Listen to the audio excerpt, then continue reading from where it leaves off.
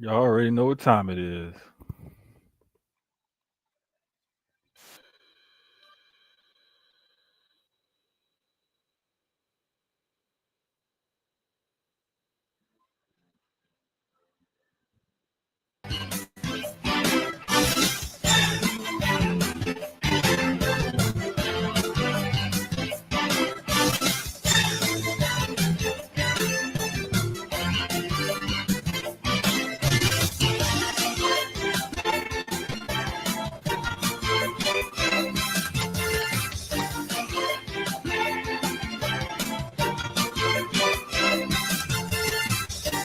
All right.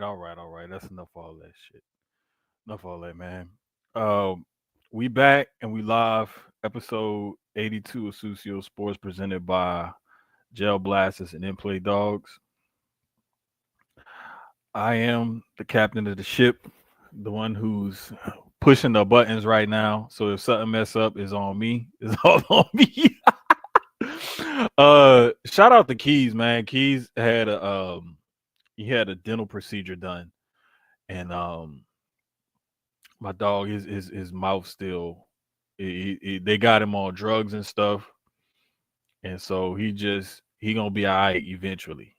But tonight would not have been a good night for him to be on the pod, considering the way his tooth is. So I don't have a soundboard hooked up, so y'all show Key some love, send him all the prayers and positive vibes his way.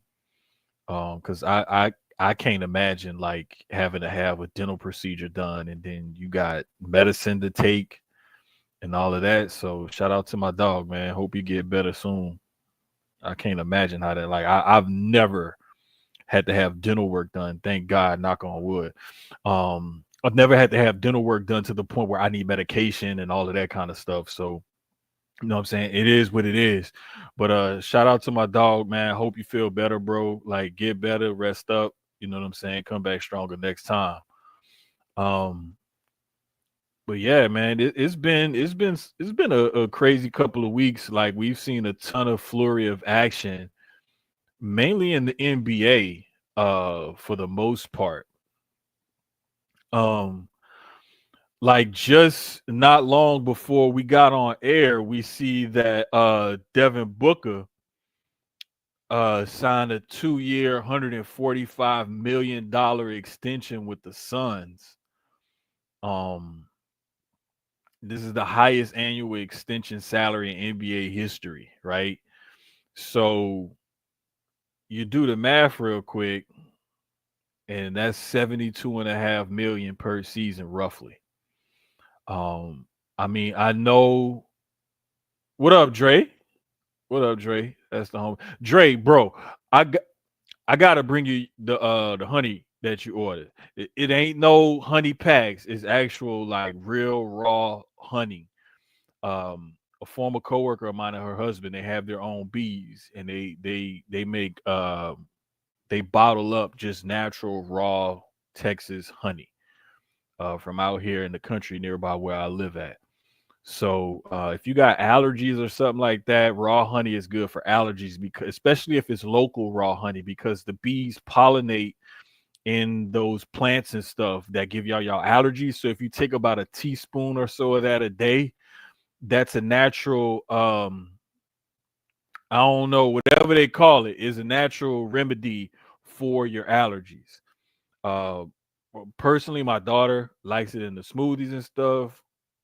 They like it in their tea and everything. So I'm just glad that it's something that, you know what I'm saying, people could use or whatever. And they, this batch, she said, was actually, um I can't remember what made it sweeter, but this batch actually came out a lot sweeter than the last couple of batches they had. It was something, she said something happened to it, whatever it was in it. But yeah. But Dre, definitely, I gotta get with you, man. I ain't forget about you, man. It's like literally like sitting right there, like right there. I'm looking at it.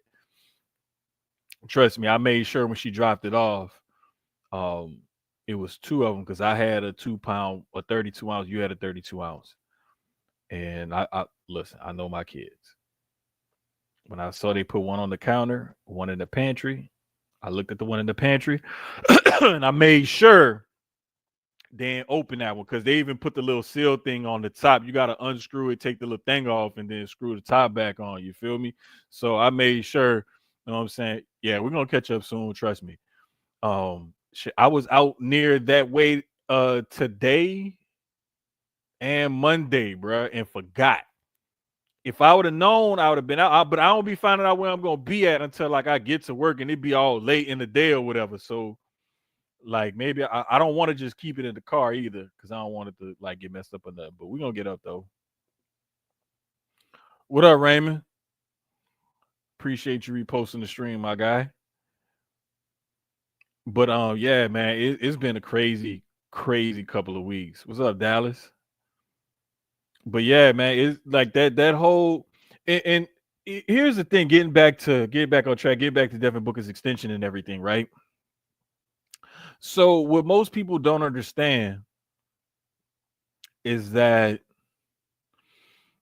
the way it works in the NBA,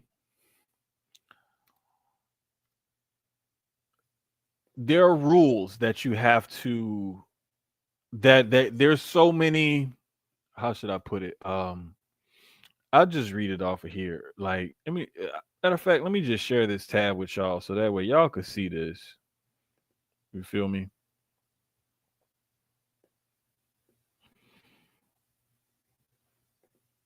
Let me just do this so that way y'all can read it with me. All right.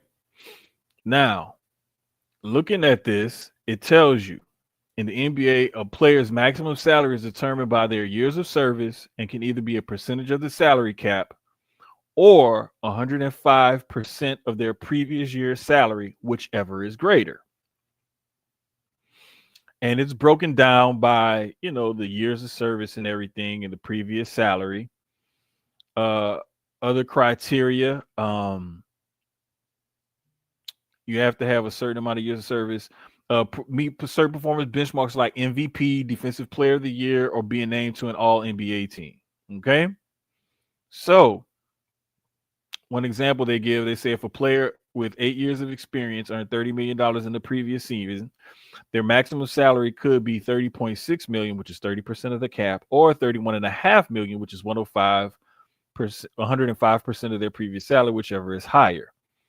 So when you look at how these players earn these extensions, and people are wondering, well, how come this guy get all this money?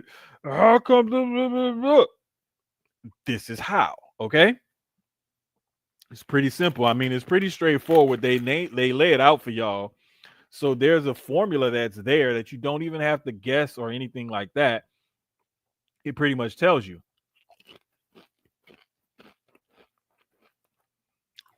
So shout out to Devin Booker, man. I mean, get your bag. And it also rewards players not only for years of service, but also for staying with the same team as well. So Booker has only played for the Suns. So that's why he got the extension he got. Now, when Shai Gilgeous-Alexander signed a 4-year, $285 million extension, I believe he's on his 9th or 10th year in the league. And all but one of those has been, except for his rookie year, was with OKC. He just won MVP. He's been all NBA the last like 4 years in a row. He's been on that same team and everything. So it's like just won an NBA title, everything else. So, I mean, it all led into itself. So everybody recognizing everybody. Doesn't this help teams keep their homegrown? That's exactly. Thank you for going ahead and getting into that, because that's exactly why I was trying to get into that. The reason why they created this in the way they set all of this up is for those smaller market teams like in OKC, like in Indiana, you know, like those teams like that, to keep their players. So that way the larger market teams with deeper pockets can't just go into their deeper pockets and be like, all right, bet we're going to pay you the same thing. Yeah, like the New Orleans. We're going to pay you the exact same thing, except we can go into the luxury tax because we don't mind, because we got the extra cash on hand to pay for it. it rewards you for staying with your team, and your team can actually offer you more money and more years than if you sign with a newer team. So that's why you get guys that tend to stick around, or they want trades before they're when they're in the last year of their contract, where when they're in a contract year they want to be traded so that way they can stay with that team, sign with that team, so on and so forth. um the messed up thing about it was, like in Luka's case, for example, Luka would have been eligible for like 100, and it would have been like, I want to say that trade to the Lakers cost him anywhere between 70 and like 100 or so million.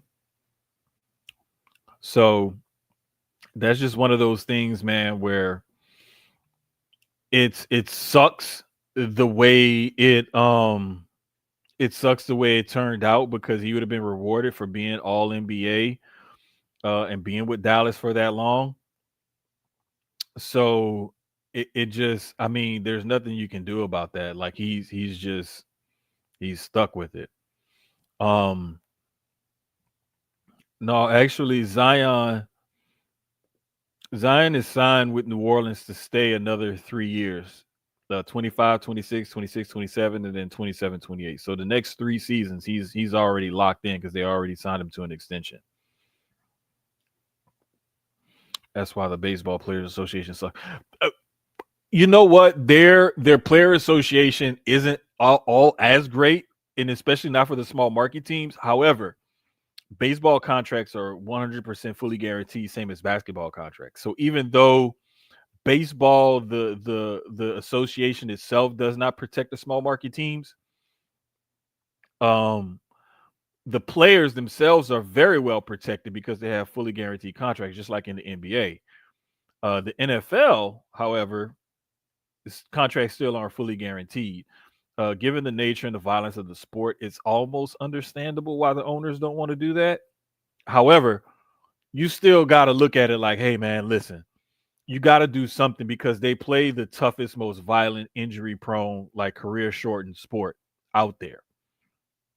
So those guys deserve to get rewarded for what they do and what they bring and what they provide. MLB needs these kind of stipulations like the yes, they do, because you do need to protect like the Pirates, the A's, the Brewers, the Rockies to a certain extent. Teams like that, they hardly ever able to keep their stars because they always leave. Or they end up trading them before it's time to pay them. So that way they can get some assets for them instead of losing them for nothing and getting like some measly draft pick as compensation. So this is where that difference is between the MLB and the NBA, is that the owners in the NBA looked out for the smaller teams, whereas the owners in MLB don't look out for the smaller teams because they don't give a fuck. Simple as that. I mean, it is what it is.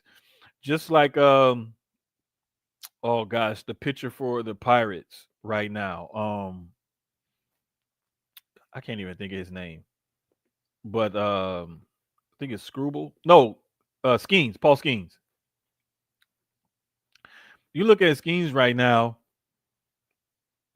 and he's like the best pitcher in baseball, but he has no run support, right?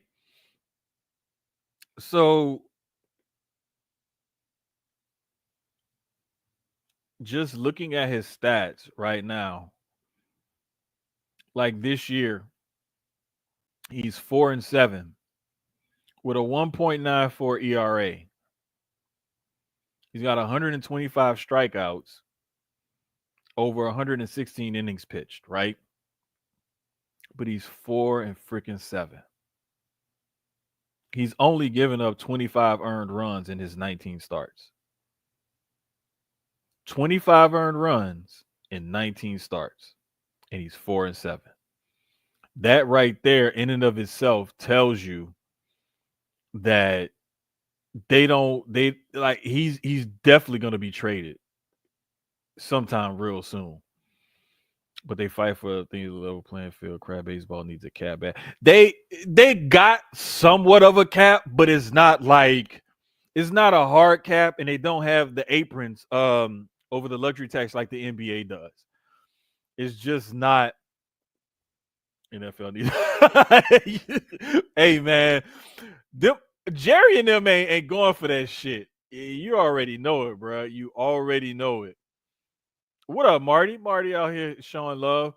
Man, shout out to Marty, man. Marty had like, correct me if I'm wrong, bro, because I'm probably gonna get this wrong, and I'm trying not to cheat and look at my phone. But I want to say last week, I want to say Marty had like 12 to 15 songs drop last week alone. So go look for that. Go stream that, man. If you hit him up, hit up his Spotify playlist. And if you get Spotify Premium, you can actually listen to the most current stuff or hop around if you want. So hit him up. Hit him up. Um, I forgot Marty he all over with his fandom because like he a Patriots fan, he a Heat fan, and he a Braves fan. But Marty is like he home base is in the Bay. So it's like I be having to keep track. I'd be like, wait a minute. But he moved all over. Marty's an international man, so I can't remember what his soccer team is, but I know it's Patriots, Heat, and the Braves. Those are his three of the big three. Mets and Dodgers said fuck a cap. Basically. Man, listen. Look, we're not even gonna get into all of that MLB and the regional network payouts and the distribution of the money and stuff like that, because that we would really be getting into the weeds of it if we got that deep into the woods with how MLB does their stuff. The revenue sharing is another thing in Major League Baseball that tends to redistribute things, and that's why the NFL is so good. Because talking to a buddy of mine that played, he was always like, "There's only 6 to 8 teams roughly every year in the NFL that's going to actually go for it and try. Everybody else is just like, if we make it, we make it. If we don't, we don't. We still get paid. We still cutting checks." So it's just one of those things that happens. MLB, you know which teams are going to go for it because they're going to spend in that luxury tax and they don't care about that luxury tax bill. Same kind of thing in the NBA. You're going to see some teams that's going to wiggle and maneuver and do things that they got to do in order to add to what they have and go for it, as opposed to sitting back and just chilling. And then in the offseason, like this offseason, you'll see teams like Memphis make a trade of Desmond Bain to get under the certain apron so that way they could afford to re-sign Jaren Jackson Jr. and not have to go too far over that other apron tax. Or you'll see teams like oh gosh, man, who was it? It was another team that made some other trades this offseason, and people were just like, what the fuck is this? Like, what's going on? Da, da, da. Bro, the reason why they do that is because Keyz and I were having this conversation and we were talking about it not long ago, because we were saying like they do this to get under the cap. You know what I'm saying? To make sure that they can sign certain players. One of the most interesting ones was the Dame Lillard thing when Milwaukee waived, stretched his contract over 5 years so that way they could bring in Miles Turner. You get stuff like that as well. So there's a lot of times when you're going to see stuff that it doesn't make sense to you, but you have to pay attention to the business side of it. And you have to understand the way salary caps and salaries and everything work. So that way you'll understand these moves a lot better. And this is what I keep trying to harp on and keep trying to preach to people. Like, you don't just look at the surface of it.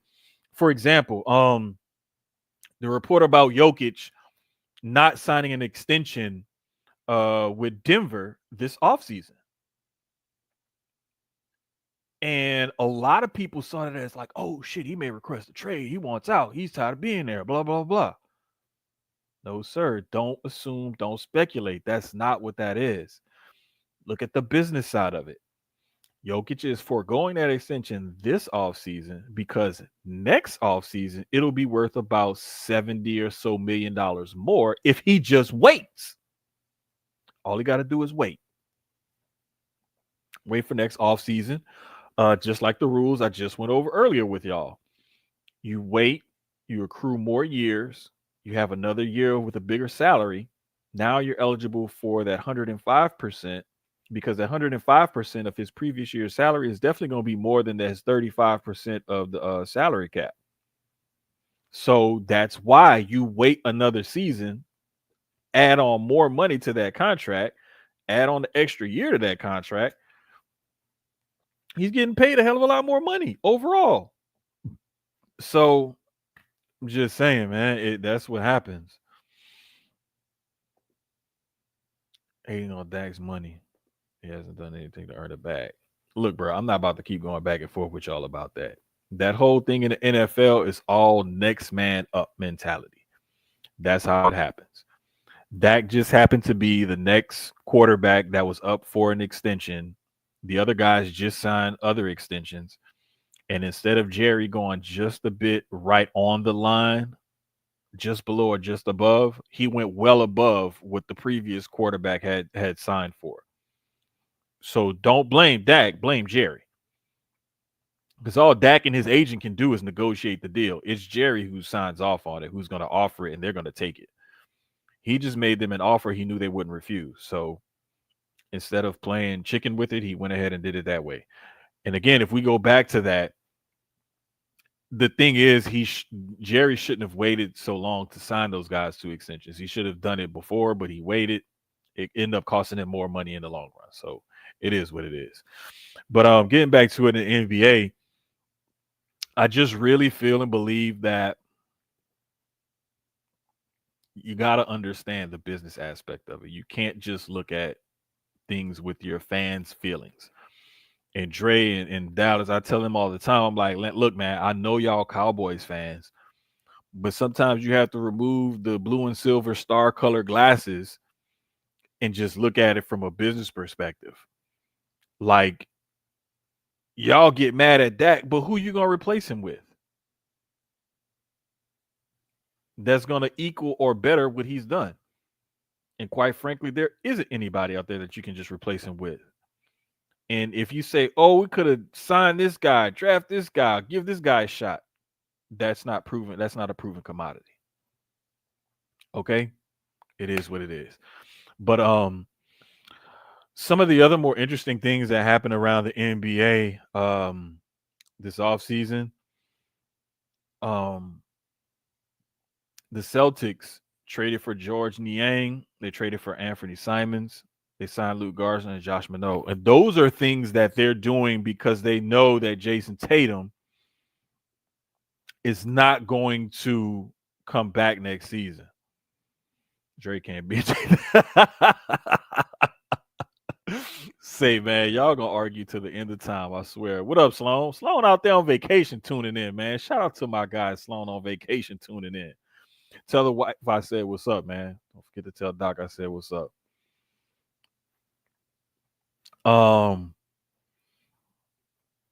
Another couple of interesting moves was the Nuggets trading for Cam Johnson, and they traded away Michael Porter Jr. in order to make that move, which I think is I think Denver won that trade hands down.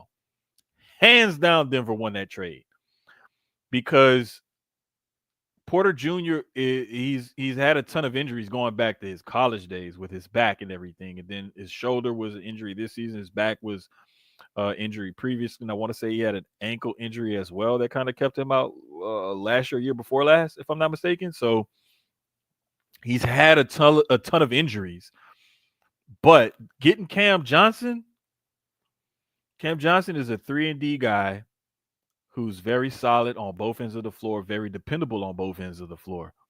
Yeah, definitely a hell of a pickup for the Nuggets. That's why I say hands down they won that trade big time. Now, the only way I can say the Nets will win that trade is if Michael Porter Jr. ever fulfills that scoring potential that he had. I understand that you had Jokic and you had Jamal Murray there, and you had Aaron Gordon, and Christian Braun started taking on a bigger role with the scoring team. So there was a bunch of talent on that team, and you had other guys that were there before. But if he's ever going to fulfill that potential, and he's got to be like this 20 to 25 point a game guy, like he's shown potential to be, the Nuggets is going to be the perfect place for him because he's going to be able to get up his shots. There's not like they have much better options on that Nuggets. Oh, I'm sorry, on that Nets team in Brooklyn, to stand in his way. Similarly to, I know here in Houston, a lot of Rockets fans were disappointed because the Rockets only got a couple of second round picks for Cam Whitmore. But the thing was, just like Rafael Stone said, I kind of agree with him on this one. They wanted to send Cam to a team where he could grow and flourish, and they would get something back for him. They wanted him to be, he just wasn't going to be able to do that here in Houston because there weren't going to be enough shots. And it's just the truth of the matter. Like, they were like, hey, listen, bro, look, we want what's best for you. We want what's best for us. And I think the best thing for both parties is to part ways. We'll find somewhere where we can send you to, where you can go and do your thing. They sent him to Washington. He's back home with the Wizards. And there's nothing and nobody really standing in his way from putting up at least 15 to 20 shots a game. So there you have it. The Rockets get a couple of those second round picks back that they sent off in the KD trade. A lot of the times that can be just filler, as some people would think. But second round picks in the NBA still have value because there's so many guys that you've seen from the best player in the world, one of the best players, arguably the best player in the world right now, Nikola Jokic, second round pick. One of the greatest six men of all time, Manu Ginobili, second round pick. You know, there's a ton of talent that gets found in that second round if you do your scouting very well and you know the draft and you know the pool of talent that's there. So a lot of that, man, you just gotta take it for what it's worth. Rockets pulling off that KD trade. There was a 7-team trade. 7 teams, okay? 7. Largest trade in NBA history involving that many teams, right? So let's just kind of take a look at the breakdown of this.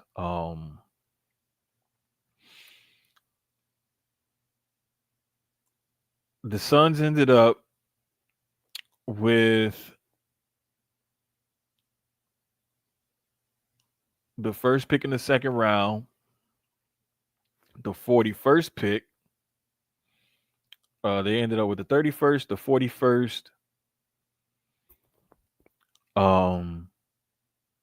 They ended up with one of the Lakers picks in the second round. They ended up with 1, 2, 3, 4, 5 second round picks in this draft with all their trades and everything.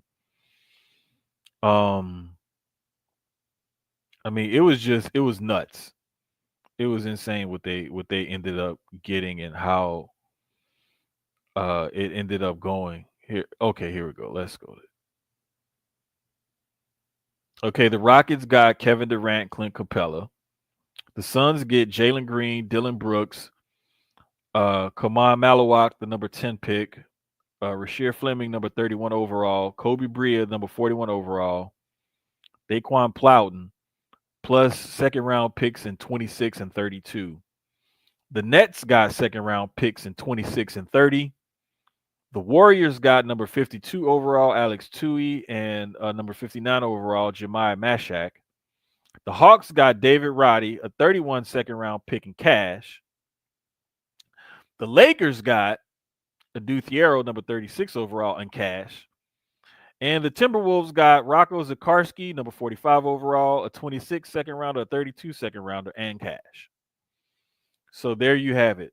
All of those teams, all of those picks, all that, all the tentacles and everything else contributing to that. Like it was an insane trade. I'm just glad, that the teams are like actually shooting their shot and going for it.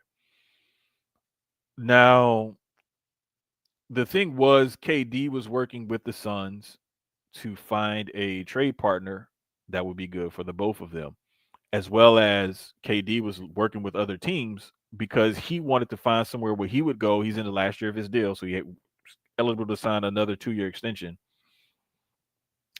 He's looking for somewhere to go so that way he feels like, okay, I have a chance to win, number one.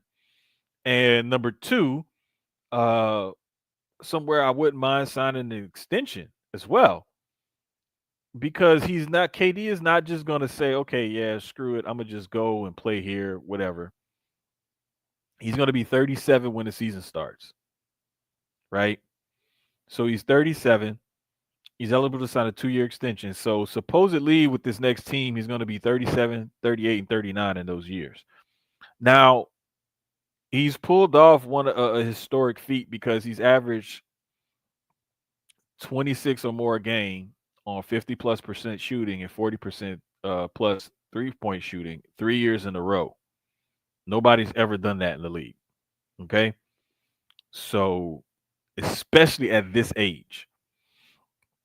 Now, you could say K Diva all you want, Total Dallas, but hey, the man is good, and he's pulled off the most efficient season of his career 3 years in a row at this advanced age, coming off an Achilles injury or whatever. So I love the deal for the Rockets, and I believe that it's going to make them a much better team because now you have more consistent outside shooting, and you have somebody that you can go to in crunch time in the fourth quarter in tight spaces and say, "Hey, get us a bucket." So exactly, a bitter man. Exactly, he's still mad about the Luka trade, even though they just got Cooper Flag. So I mean, it is what it is, man. Sometimes you got to give up something in order to get something in return. And to say that the Rockets were able to hold on to Shingun, Amin Thompson, Tari Eason, Jabari Smith Jr. and them, Reed Shepard, and Cam Whitmore, even though they eventually traded him, they only gave up Jalen Green and Dylan Brooks. So they went out and made other moves in order to get other guys. Like they signed Dorian Finney-Smith as another 3-and-D wing. They extended Steven Adams, extended Jabari Smith Jr., extended Fred VanVleet, Jay Sean Tate, re-signed Jeff Green. And you know, pulling in Clint Capella in that, because I want to say they waived or let go of Jock Landale. So now they have, you know, a center and a backup center and everything. So it's going to be interesting to see the way that team works everything out. The Lakers needed to shore up their center position. They re-signed Jackson Hayes and they signed DeAndre Ayton. LeBron opted into his player option for next year, which was pretty standard for him. It's just amazing that he didn't sign an extension. And it's all because he pretty much wants to win a ring. He wants to try to go out on top. And that's why his agent came out, Rich Paul, and said, hey, look, LeBron's going to do it. However, we want to see what y'all going to do. They know the team is going to be built around Luka and built for the future. He just wants to see what they're going to do for right now. Well, right now, LeBron, they done brought in some centers, so that now y'all have rim protection, rebounding, and a rim runner that can play that pick and roll, you know, game with Luka. So it's going to be interesting to see. And plus, those two guys, I believe, were drafted 1 and 3 or 1 and 4 in the 18 draft. Ayton specifically addressed that in his opening press conference, saying that what a dream it was to play with a guy like a Luka who's such a playmaker, and they both come from that same draft. So that was pretty interesting. Another team that kind of stuck out to me as well was the Jazz. They said that they were going to try to build a team around Lauri Markkanen, and they meant that. They traded for Kyle Anderson, Kevin Love, Yusuf Nurkic, bought out Jordan Clarkson, and waived Johnny Juzang. So Utah, instead of them like, let's trade Lauri and see what we can get and keep rebuilding, it was like, nah, we're going to try to build around this guy and see what we can do to make a push for it. That trade with the Magic again with the Grizzlies. The Magic brought in Desmond Bane. They re-signed Mo Wagner, and they signed Tyus Jones. So Tyus Jones is going to add to that depth that they lost by because they traded away also Cole Anthony and KCP in that Desmond Bain trade. So Bain gives them a much needed outside shooting threat that they needed to go with Franz Wagner and Paulo Banchero, but they also brought in Tyus Jones to help add to the depth in the backcourt because they still have Jalen Suggs. So look out for Orlando next year. The world champs extended SGA, like I said earlier. They re-signed Jay Mitchell, and they also extended Jalen Williams. And matter of fact, they just extended Chet Holmgren as well. Chet just got an extension also. So their top three guys all got extensions this offseason, and they re-signed Jay Mitchell. So they're trying to keep the bulk of that squad together because they are so young. I want to say they were the second or third youngest team in the league this year. They're staying young, and I don't recall them bringing in anybody much older. So they're getting almost just staying young or getting younger. But excellent moves from them. Um, who else kind of stuck out to me? The Knicks. That's who it was. Because when the Jazz bought out Jordan Clarkson, the Knicks signed him. Now, the Knicks really need help on the defensive end because their offense looked pretty good, but they could use some help on the offense also. Because when Brunson isn't getting his and Cat isn't getting his, you need somebody else you can kind of go to and depend on in those situations. And Clarkson has been proven to be instant offense, especially when he's not having to be the guy on the team. So I like that move for them. Um, the Wolves basically re-signed Ingles, Julius Randle, and Naz Reid because those guys knew that like, hey, we got to keep something together over here. We can't be out here doing it by his damn self. So they had to do something. So they did that. Also, the Jazz, you know, it, let's talk about Ace Bailey while we on this right now because we were just talking about the Jazz and whatnot and the move that they made. Listen, just to address that real quick. I know what the young man and his team was trying to do. They were trying to dictate where they wanted him to go. However, what you can also end up doing is screwing yourself and putting yourself in not as great of a position as you would like to be in. Now, if you wanted to be on a team where you wanted to be able to be showcased and everything else, I mean, Utah isn't a bad team to be on to do that or get that done. Don't get me wrong. It's just that I know that they would prefer to him to be on a team where he could be featured, showcased, and in a big market. Utah ain't exactly a big market. So, what you get now is now you got to share the spotlight with Lauri Markkanen. You may not get as many shots as you wanted to, but trust me, I think he's gonna still put up a ton of shots. He's gonna get some shine. But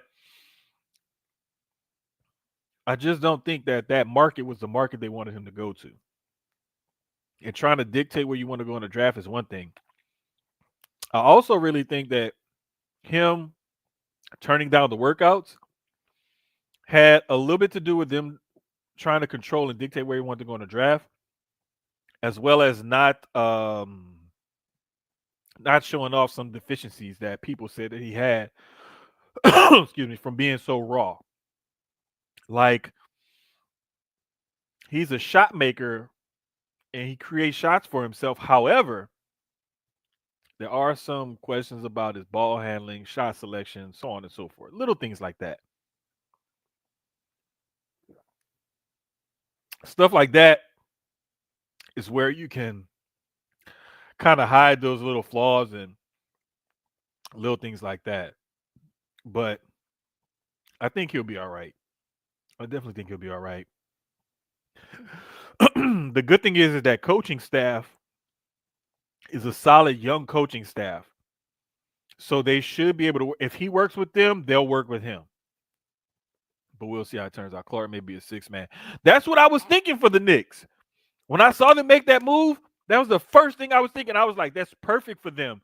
Because you look at their bench last year, who was their instant offense coming off of that bench? You didn't really have that. You know what I'm saying? The defense will be fine because the system won't be a drop in system. No, the problem is Cat is a defensive liability. You would have to keep Mitchell Robinson there next to him in order to shore up Cat's defensive, like, absent-mindedness, basically, and laziness, for lack of a better term. No, I know about Mike Brown, but that's the thing. Like, you can be a great defensive coach all you want, but when you got a guy who's a defensive liability, who doesn't pay attention, doesn't rotate, close out, and things like that, that's why you end up getting it. They dictated him from worst play. Man, listen, I ain't even about to get into all of that, bro. He wanted Brooklyn. He wanted Brooklyn. I want to say he wouldn't have minded if the Wizards would have drafted him either. Utah wasn't in the car, so Bailey Eddie got drafted there. Exactly. And shut up. You know what? I ain't even gonna say nothing to Mark, man. I hope.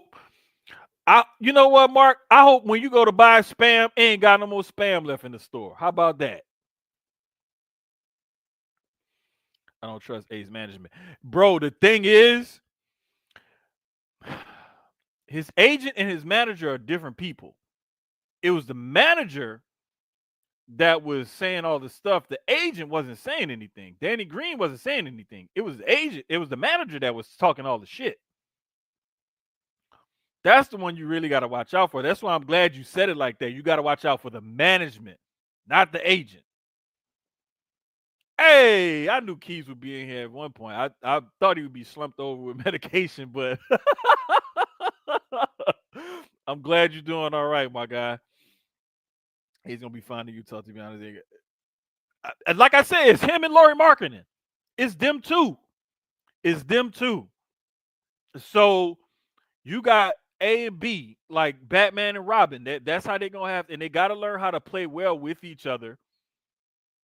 Bailey looks like he can handle the ball a little bit better than Markkanen, but if those guys develop a chemistry and learn how to play off of one another, they could be scary. You know, they could be really scary because you got two guys. Ace is like 6'8", 6'9". Markkanen is like 6'10", 7 foot.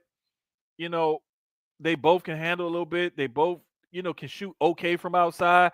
Like, if those guys improve their outside shot and their one-on-one, their ball handling skills, look the fuck out. Utah is gonna be tough. I'm telling you. Fuck around if y'all want to and sleep on the Jazz. But if them two youngsters learn how to play with each other, they gonna be nice. They're gonna be real nice. Brunson plays too much hero ball in these. Brunson has to do that for the Knicks, though. He has to. What else are they gonna do? You can't, like, Cat wants to be the greatest shooting big man of all time and all this other stuff. Like, bro, get your big ass on the block sometimes because you 7 foot 260. You should have a back to the basket game to be able to beat niggas when you can't shoot from the outside. But does he do that all the time? No. Their other big, Mitchell Robinson, is not a back to the basket, dump it down and let me go to work type of guy. Mitchell Robinson hasn't been able to do that since he was in Chalmette High School. So I'm just saying, it is what it is. You start Mitch and Cat, have Josh run with the second unit with Clarkson, start 5. I mean, I could see that for the Knicks. To be honest with you. I could see that. You know what I'm saying? But it's so much, like, to me, honestly, they should have never got rid of Tibbs to begin with this offseason. If in my opinion, they should have never got rid of Tibbs because Tibbs was and wasn't the problem. I'll just leave it at that. Oh, you talking about if there's a spam shortage? I hope it's a spam shortage, motherfucker. Goddamn. No, Dallas. He live in Hawaii. Spam is different out there, bruh. Spam to them is like brisket to us in Texas, okay? You have to understand, like Mark will tell y'all, they have the little the anti-theft device on spam out there. Trust me, I seen the pics, bro. Like, it's no joke. No joke. You know, I don't is Bill really headed to LA or is that just another rumor or something? Cause hold on, let me look that up right quick. Cause that's one of those things like I don't know. Oh, the Clippers. You know,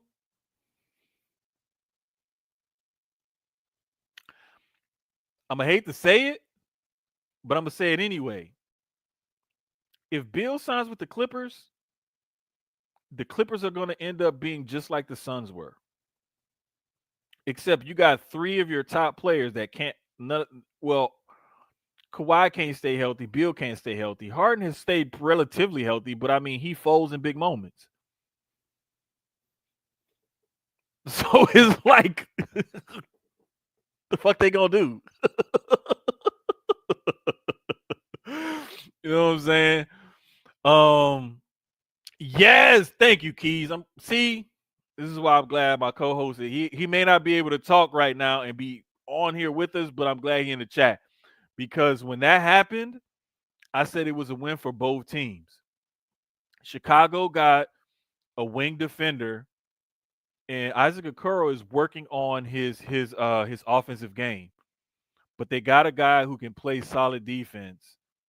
Lonzo goes and he can be that backup guard for Darius Garland. He's going to have to play a little bit more, I think, in the beginning of the season because Garland is still going to be recovering from toe surgery. But I love that move. I love that move for both teams, to be honest with you. So we just going to have to see how everything else plays out in Chicago. But as far as Cleveland is concerned, really love the move for Cleveland. Love the move for Chicago. Got to see what else the Bulls are going to do in order to see how it's really gonna truly like play out. You know what I'm saying? Lakers next big move. Man, get the fuck out of here. How they gonna get Jokic? How they gonna get him? Jokic making 50 something, almost $60 million a season. Who they gonna trade? They ain't trading LeBron because they probably gonna let his contract run out, and then he may not even re-sign with them after this year. Who they gonna trade? They ain't trading Luca to get him there. They want to try to put Luca with Jokic. They ain't got the assets.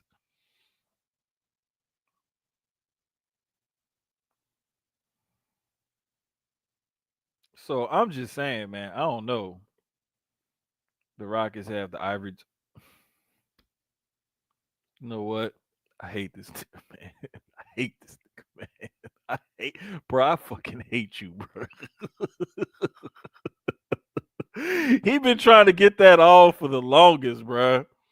He been trying to get that off for the longest. He wants to call Shingun and fucking Steven Adams the Ivory Towers, right? Now Keyz is saying in free agency he wants to play with Luca. But here's the thing.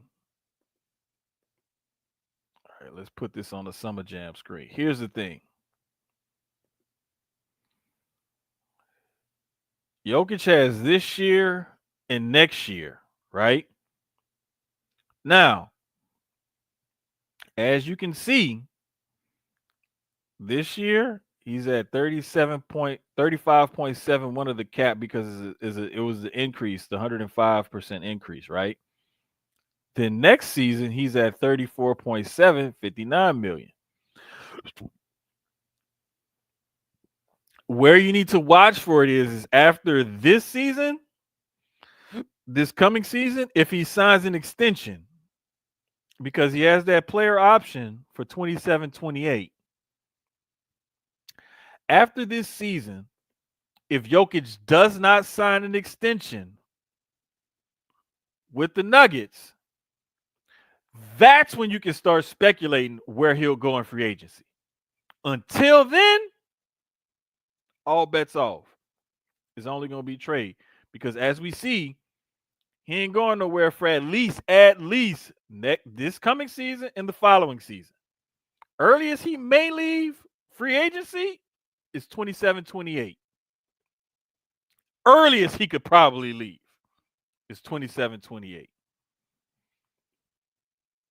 Lakers like a grocery store with low stock. All the shelves are front loaded, no depth. I mean, yes and no. Because listen, hold on, but let me pull up their roster real quick.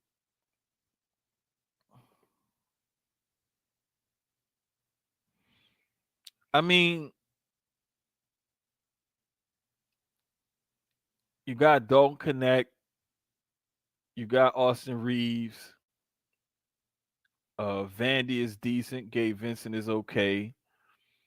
Rui is developing into something. I mean, they got some guys there. They got talent there. It's just can they put it all together and create a winning team, a winning formula, and whatnot? That's gonna be the biggest thing. You know what I'm saying? So I'm I'm not gonna say that they're just totally devoid of talent, that they don't have any bench. It's just the fact that can those guys fulfill their potential while playing with guys like Luka and LeBron?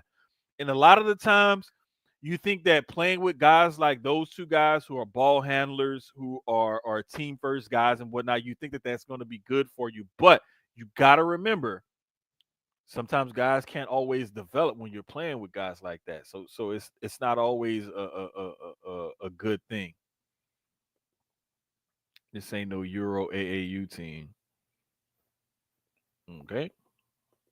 See, remember, because of Luca trade, he can't get the Supermax. So technically, we have two Supermax options. Right. However, when you're signing a player from another team, you got to have cap space.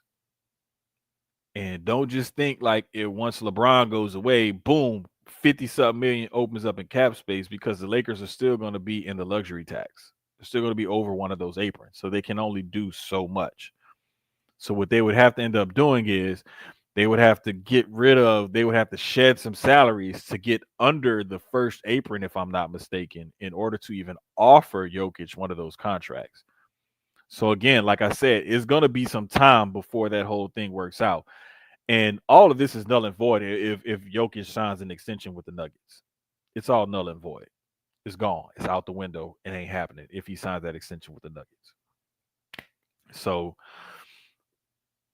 I mean, you could say that if you want to, but if LeBron retires this year, again, Jokic still has those 2 years on his contract remaining. So again, remember,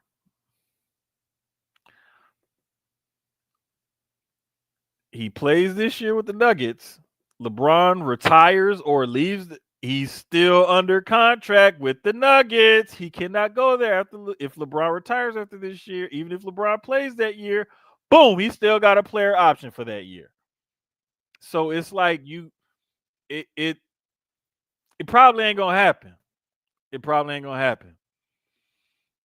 They would have to trade Reeves, Rui, and they would have to trade a bunch of those guys. But the other thing is that you would have to take back, you have to shed a lot of that salary and get back draft pick compensation in order to just shed those salaries, or get back expiring contracts and trade those guys ahead of time and then let those contracts expire, which means you're gonna have a shitty team around Luka at least a season or two before you could create the cap space in order to be able to sign Jokic. Again, that's if Jokic doesn't agree to an extension with the Nuggets next offseason. That's why I said, like, a lot of people saying that just because they want to play with each other don't mean that it's actually possible. You got to look at the business side. You got to look at these contracts. You got to look at when they expire, when they have options, when all of this stuff comes into play. Because outside of that, you're just talking 2K or Madden talk to me. And I don't talk 2K or Madden talk. I talk in reality. Like, I'm looking at the way these things are going, and I'm looking at how this shit is going to go. It's great that they want to play together. Awesome. I wish I could have played with my friends all the time too. But we at a park. We're not in the NBA with contracts and CBA rules and things like that in place. Okay, it just is what it is. So, and it may not even be easier for Luka to go to Denver because when you look at it, let me pull up his contract for y'all so y'all can see what this actually looks like. Since everybody just want to play armchair GM and shit.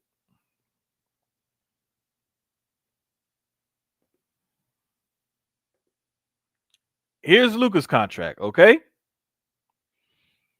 Luka's under contract for this season at right at 46 million roughly.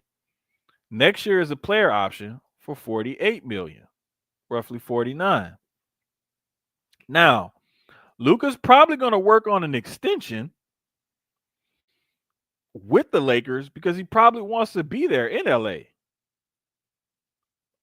Again, you're going to have to look at what the Nuggets got going on and also Jamal Murray's contract because he takes up a huge chunk of their salary cap space there. So again, it's not just, oh, he'll just go here and do this then. No, it doesn't work like that. Again, this ain't 2K. You can't just move shit around the way you want to. It has to fit and work and stuff like that. And the main reason is look at Jamal Murray's contract. All right.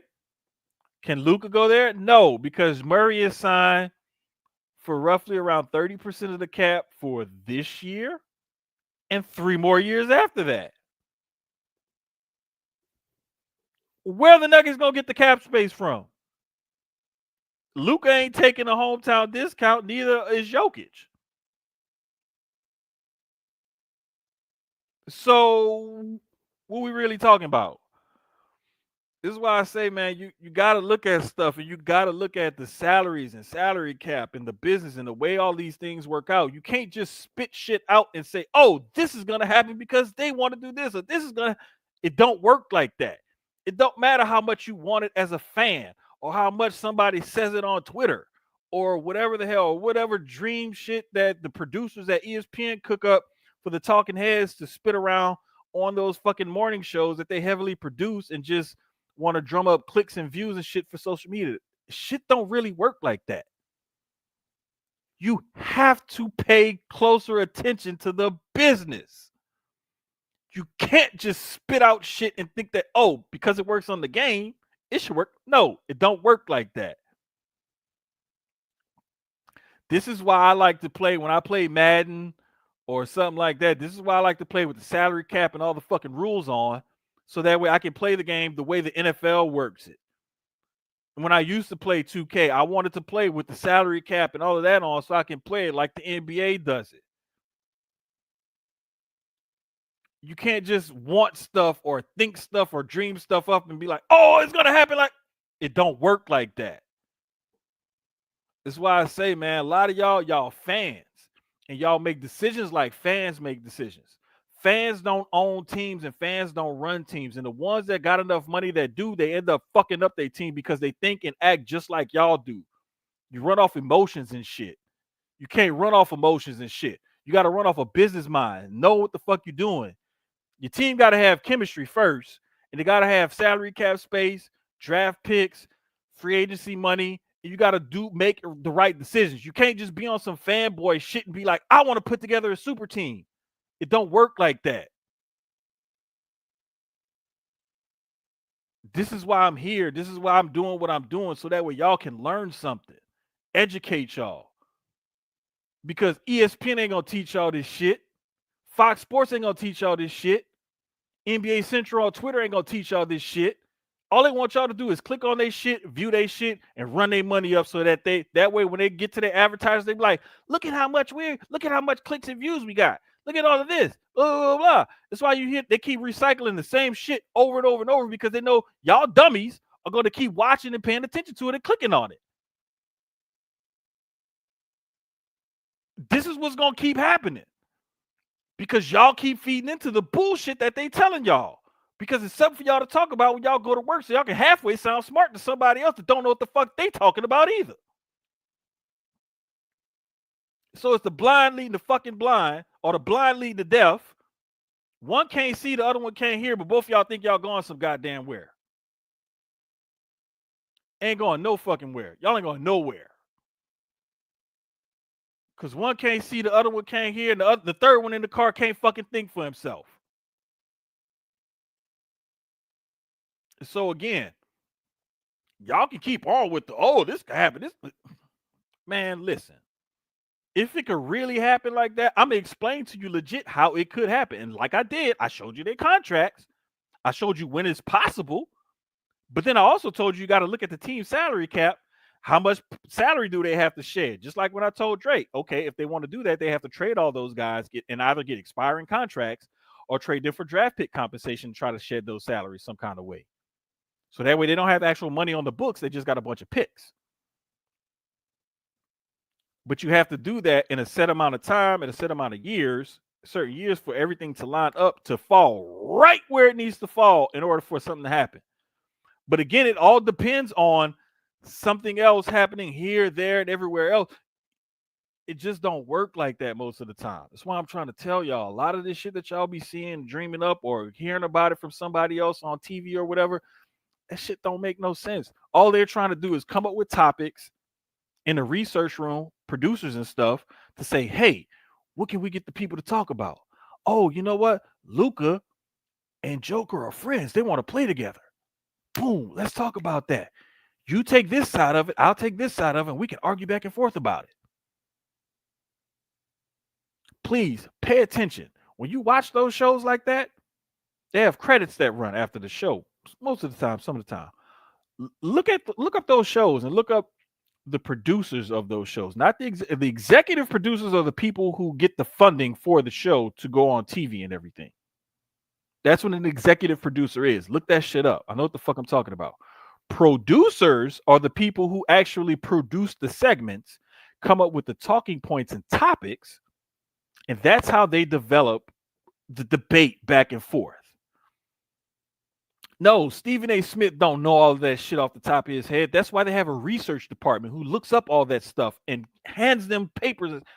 Here you go, Mr. Smith. You're going to be talking about Luka and Joker playing together. Here's all the talking points. Here's all their statistics.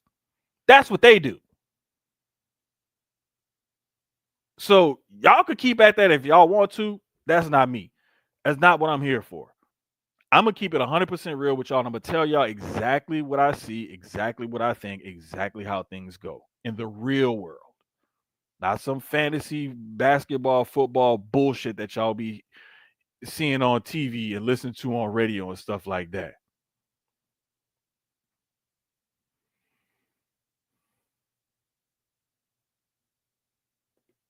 I sound super smart in the teacher's lounge talking sport, because a lot of them dumb as fuck, and they listening and regurgitating the stuff that they hear and see. Stephen A. Smith talking MMA. The reason why is simple. ESPN is paying this nigga $20 million a year. They're trying to squeeze every ounce of water out of that stone that they can, so that way they're getting their money's worth. For whatever reason, when Stephen A. Smith is talking about something, people want to hear it, and they tune in. He's proven to be a ratings and clickbait getter for ESPN, so they're going to put him in those positions whether he fits or not. If the money is right, they'll figure out a way to put a square peg in a round hole, basically. Producers choose to talk about the Cowboys every day. They talk about them a lot. They don't talk about them like that. As you're a Cowboys fan, so you're going to think and say stuff like that. I expect that from you. That's what you do. They just talk about it because Jerry Jones is a dumbass, and a lot of times he says and does stupid stuff. And the Cowboys have a pretty national fan base, so that's why they're going to talk about the Cowboys a lot. Every day, it's a little extreme. But yeah. And here comes Eagles fan talking about nobody wants to talk about the Cowgirls. He just be mad because they don't be want to talk about the Eagles all the time. And they do talk about the Eagles a lot. It's just not what he wants to hear from them talking about the Eagles. So it just that's what happens. But again, it's the same thing in football. It's the same thing in basketball. It's the same thing in baseball. It's the same thing. Fuck with fucking hockey, it's the same shit. Because even when I be watching the hockey shows and stuff like that, they only like to talk about certain shit and certain players and certain teams. Hell, when I was watching Wimbledon and Jessica Pegula and Coco Gauff lost in the first round, I was like, what the fuck? That's the two best American women we got. Like, damn. Homegirl, shout out to Dez, ATX Hobo Girl on Twitter. Dez was like, no, Jermaine, remember, we still got these other Americans in there. Shout out to Ben Shelton, man, for making it all the way through, I think, to the quarterfinals on the men's side, if I'm not mistaken, before he got eliminated earlier today. Shout out to Ben Shelton, man. Shout out to Francis Tiafoe and Madison Keyz. A lot of them, made it a little bit further in Wimbledon than some of our girls did on the women's side. Some of those guys made it a little bit further. But it was dope to see some Americans actually like fucking do something instead of our top two women that we thought were going to get to at least the semis or quarters. They out in the fucking first round. I think Coco may have been tired, Dal. I think you're right about that because she was. I can't remember the highlights because it was about a week or so ago, but she just didn't look herself. So it may have been that she got kind of worn out, worn thin a little bit. But I mean, shout out to her. She did win the French. Just couldn't, put it together to win Wimbledon. I mean, hey, it is what it is. But shout out to those ladies, man. I know they'll probably bounce back in the next couple of tournaments or so. But grass court season is always tough because if you're not familiar with tennis, a grass court is different from a clay court, is different from a hard court. The ball bounces, it hits different. You have to play a certain way on each different surface. And it has the way it skips, the way you have to put certain spins on the ball. It's a lot. And a grass surface is one of the more, it's like a softer, it's just different. Playing grass or rough. And this is why, because the grass is, even though it looks nice and everything, it's really, really soft.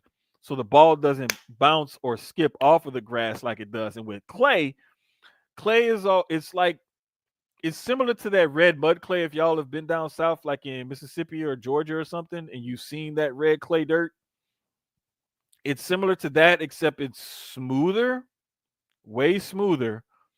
And I'm trying to remember the last time I was on the clay tennis court. It's like it's weird, but it's like it's smooth and soft. It's like if grass and hard court had a baby, it would kind of be clay. So it's kind of like in the middle because it does have a little bit more bounce to it than grass does, but not as much. So man, it's wild. It's just playing on those different surfaces, man. You can't. This is why, like a Rafael Nadal won so many French Opens, or like why a Roger Federer was always winning Wimbledon. Like certain players are way better on one than they are on another surface. Alabama mud, like exactly, Dre, exactly. But yeah, man, it's stuff like that, man. That's just you just never know how it's gonna go. It's wild. Over in the WNBA,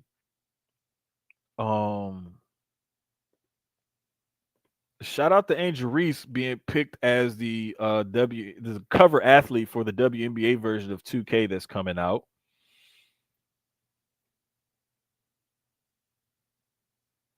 Okay, Asia Wilson, it's not confirmed that she has a broken wrist or the level of injury to her wrist, but she's questionable for the game tomorrow night because she did hurt her wrist. I'm sorry, she injured it Tuesday night, so she's questionable for Thursday night. She did get an MRI, but the results have not been shown as of yet. So it is what it is. But shout out to those ladies, man. I hope Asia Wilson gets better. And shout out to Angel Reese for being picked as the WNBA cover athlete. Bro, the only reason why you saying that is because she in Dallas. If she was with the Mystics or the Atlanta Dream or something, you wouldn't know two shits about no Paige Becker. So stop it. But anyway, one of the things that I'm gonna get into, and I'm gonna wait till they're done with this. But they're coming up with the top. ESPN is having the top. They've done running backs, defensive tackles, and they did edge rushers today. So by July 17th, which will be ah by next week's show, they'll have the wide receivers done.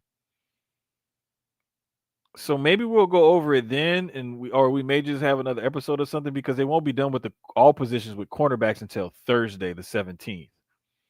So we'll figure it out, but we're definitely gonna go over that ESPN's list of the best players at each position that they've broken down for us so generously.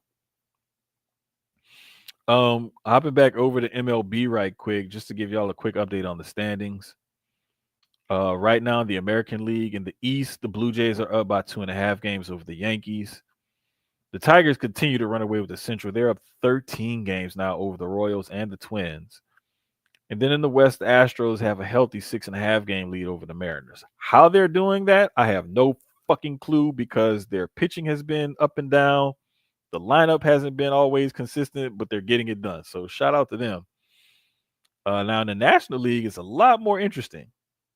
The Phillies are in a well, they have a half game lead over the Mets right now, but an 11 game lead over the Marlins in the East. In the Central, it's the Cubs and the Brewers separated by a game and a half. Chicago's up by a game and a half over the Brewers. And in the West, the Dodgers have now extended their lead a little bit. They have a 5 game lead over the Giants, but the Giants only have a half game lead over the Padres from second to third. So those three teams they're pretty much the Padres, Giants, and Dodgers. And that NL West is going to be the one to watch, I think. Outside of that, I'd probably say, I don't know. The Rays, they see the thing is with the Rays, they'll fool you because they're a game and a half back of the Yankees right now from third to second. And the Yankees, like I said, are 2.5 behind the Blue Jays. The Rays are one of those teams where they're a game and a half up on the Red Sox right now. So that whole AL East is somewhat close, especially because it's before July 31st or whatever, the trade deadline. So we got a couple of weeks left before the trade deadline. So any of these things could get boosted or traded or changed around or whatever. Just like we saw Rafael Devers go from the Red Sox to the where'd he go to again? I can't remember. Anyway, I think he went to the Padres. But you just see how things could easily swing and change, especially in MLB. Like the team will go on a 10-game run here or there. And next thing you know, they go from being down 4 games in the division to up 3 games in the division. So it's really is crazy how things work. The Orioles right now, I know you saying don't forget about the Orioles, but they're 12.5 games back. We've seen crazy shit happen before, but for some reason, I just don't think they got the juice to pull nothing like that off. Last year, they started off hot. They got a little, they had a little up and down, but they kind of stayed steady last year. This year, they've been towards the bottom of that division the whole time. Oh, Devers went to the Giants. My bad, the Giants. I knew somebody was gonna get it right in here.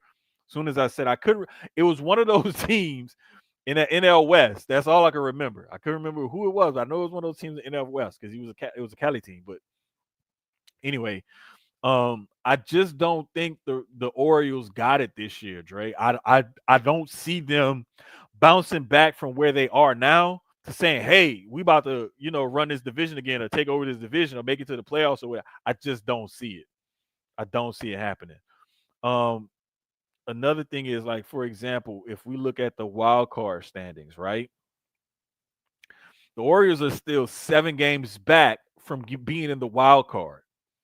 So they got to jump over the Guardians, the Angels, the Twins, the Rangers, the Royals, the Red Sox, and Mariners. I don't see that happening. I just can't. I can't. Missing that picture. You know what? I gotta shoot. if I know he'd be up right now, I don't think he is, but if I'd have known, man, I would have got with Brian H. Waters, because I know Brian is out there in Baltimore. He's a huge Orioles fan. He would be able to tell me. But I do vaguely remember them having some injuries or something like that though on their team. But I mean, hey man, it's been a wild couple of weeks in sports. Like things have changed and swung and everything else. But MLB it seems to starting to like mellow and settle out a little bit. It's not as crazy as it once was. We're starting to see some of the water finding its level, and we're starting to see teams like they're kind of picking up, you know. I'm not gonna say picking up where they left off, but oh, my bad. I don't know if y'all heard that. I wasn't sharing that tab, but it was loud as hell in my ear. But nah, man, like I just feel like how should I put it? It's one of those things where in Major League Baseball around this time of year, especially when you get closer to that trade deadline, and right after that trade deadline, now it's that hard July 31st. There's no the soft trade deadline like you said before. It's July 31st. Boom, that's it. Corbin Burns. Okay. That's been a little bit of an issue for him, not gonna lie. Health or whatnot. Cause I think Brian was talking about that before on one of his shows or tweeted about it or something. And I saw somebody else, another Orioles fan I follow from out there. They were talking about like the injuries of the team has kind of killed him this year. But what I have noticed is that leading up to that trade deadline, teams are jockeying for position. After that trade deadline, though, that month of August, that whole month of August is pretty much lock and load and see what you can do, see what kind of moves you can make. Because the month of September is pretty much playoff positioning. And teams are trying to win their division, get the best record in their league, so on and so forth. But after that trade deadline, when rosters are pretty much locked and loaded at the major league level, and without the late season call up of some hot shot rookie that may come up and do crazy, stupid things for a team the last couple of months of the season, which you don't normally get, it's just a matter of time before you can actually be like, okay, what are we really going to do? How is this really going to turn out for us? What can we really do? What can we really say? How can we really fix things? So on and so forth. Like, that's just the way it is. So, over these next few weeks before the trade deadline, this is when it's going to be critical to watch where teams are in the position because you won't be able to trade for help. And it's not likely that help is going to be called up that's going to totally turn your season around in the last couple of months. So, these next couple of weeks, is like I said, it's always good to watch up until that trade deadline where teams' records are, how far they are back in the division, and what moves they may make at the deadline or before the deadline, so on and so forth. Because once that deadline hits, that's it. And you stuck. And there ain't nothing you could do about it. It ain't nobody you're going to be able to bring in that's going to be able to do something special for you or nothing like that. So you might as well get used to it, play like you are, and just be ready because there's going to come a time where, like I said, you have no more bullets left in the chamber. And there's no more calling people up or this or that. You know what I'm saying? Oh, he signed with the D-backs. Okay. But like this is why I say this is the most crucial time to pay attention to baseball because this is what's going to show what teams need to make which moves or not. Who's hurt? Who can they pick up at the deadline? Who can they, find whatever? What teams are going to be sellers? What teams are going to be buyers? These next few weeks is going to tell a lot. So we'll just see what happens. But anyway, man. Testing. All right. Appreciate y'all tuning in. Cut out that other shit. We'll holler at y'all next week. This one for Keyz, because I know Keyz, he sent me another house. He's trying to move to Texas. This one for you, dog.